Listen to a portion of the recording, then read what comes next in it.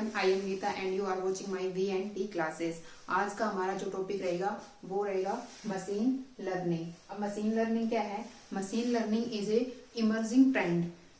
Emerging trend क्या होता है? इमर्जिंग ट्रेंड वो होता है कि जो टेक्नोलॉजी है वो अपना क्या कर रही है, आज के टाइम में जो पॉपुलैरिटी गेन कर रही है उनको हम बोलते हैं इमर्जिंग ट्रेंड। मशीन लर्निंग उसमें से एक है, ठीक है।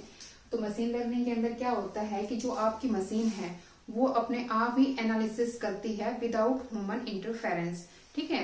तो ये एक पार्ट है आर्टिफिशियल इंटेलिजेंसी का, एक पार्ट है मशीन लर्निंग, जो क्या करती है विदाउट ह्यूमन इंटरफेरेंस क्या करती है, चीजों को लर्न करती है और उनको फिर अप्लाई करती है यूजिंग सम टेक्निक। ओके, अब इस मशीन लर्निंग है, इनकी अलग अलग टाइप है। जैसे कि एक होती है सुपरवाइज लर्निंग, एक है unsupervise learning, semi supervise learning and reinforcement learning.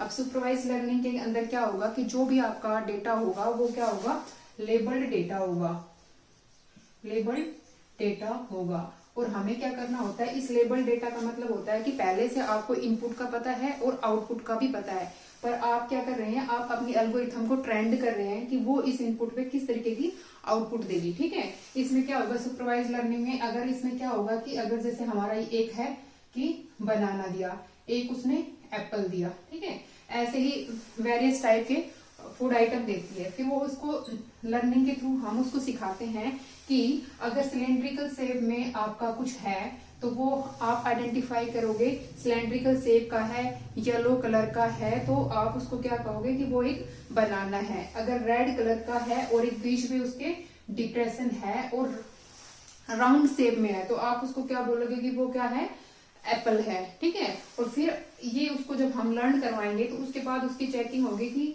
क्या वो उसके बाद उसका सही आउटपुट दे पाती है। तो यहाँ पे जब क्या होगा कि जब भी मशीन जो है वो लर्न करके जब आउटपुट देगी तो उसको अगर वो देखेगी राउंड शेप का है, बीच में से इसके डिप्रेशन है और रेड कलर है, तो वो क्या बोलेगी इसको कि ये क्या है, एप्पल है।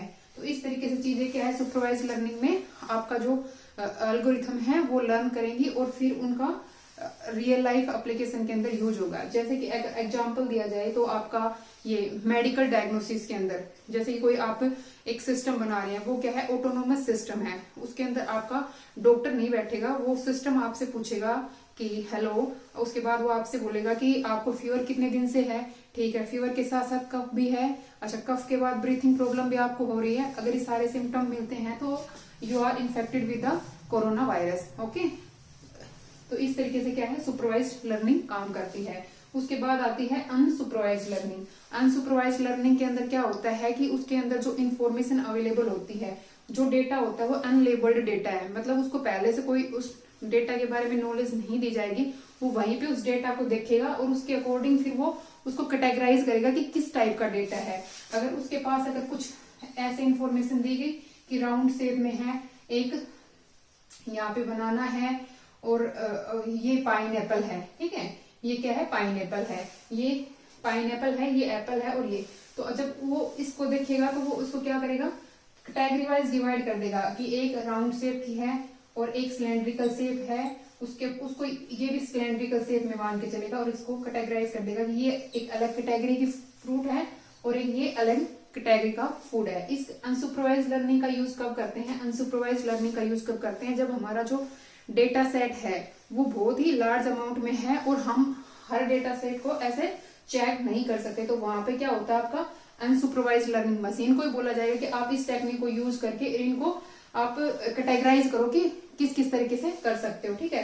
तो ये क्या है, एक ब्रॉड सेंस में यूज हो सकता है अनसुपरवाइज लर्निंग, और सुपरवाइज लर्निंग एक लिमिटेड एरिया के अंदर यूज होगा, ठीक है। और ये जैसे कि आपका हो गया कि जैसे वायरस डिटेक्शन के लिए हो गया, बैक एंड में चलता रहे कि जो एक फाइल है, अब कोई डेटा एक्सेस हो रहा है और वो बड़े फास्टली एक्सेस हो रहा है तो कहीं ना कहीं कुछ प्रॉब्लम है, तो उस चीज को अलग से कैटेगराइज करे कि यहाँ पे कुछ प्रॉब्लम हो सकती है, ठीक है, वो क्या है अनसुपरवाइज लर्निंग।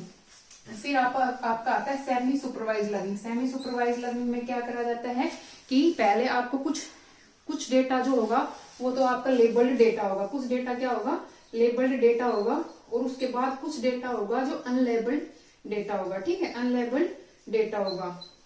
थोड़ा कुछ उसको सिखाया जाएगा और बहुत कुछ उसको खुद से सीखना होगा, उसी अकॉर्डिंग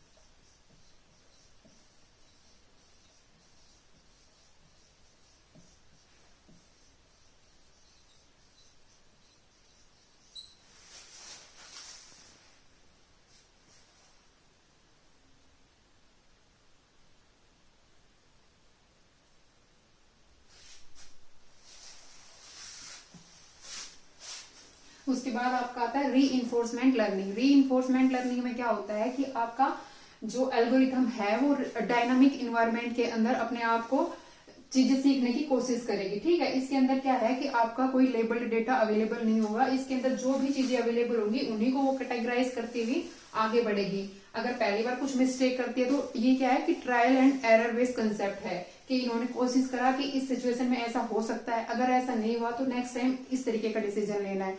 ठीक है, और एक बार अगर इस सिचुएशन में ऐसा डिसीजन फिट बैठ गया तो वो अपना क्या करेगी, उस चीज को एल्गोरिथम में अपडेट करेगी कि इस कंडीशन में ऐसा, मतलब एकदम रियल इन्वायरमेंट के अंदर उसको उसी टाइम पे जो डिसीजन लेना पड़ेगा। तो वो डिसीजन कहाँ से लेगी, वो अपने पास्ट एक्सपीरियंस से लेगी कि पहले जब उसके साथ इस सिचुएशन में ऐसा हुआ तो उसने ऐसा किया, तो वो उसी के आसपास कुछ डिसाइड करने की कोशिश करेगी। ये हो गया आपका मशीन लर्निंग।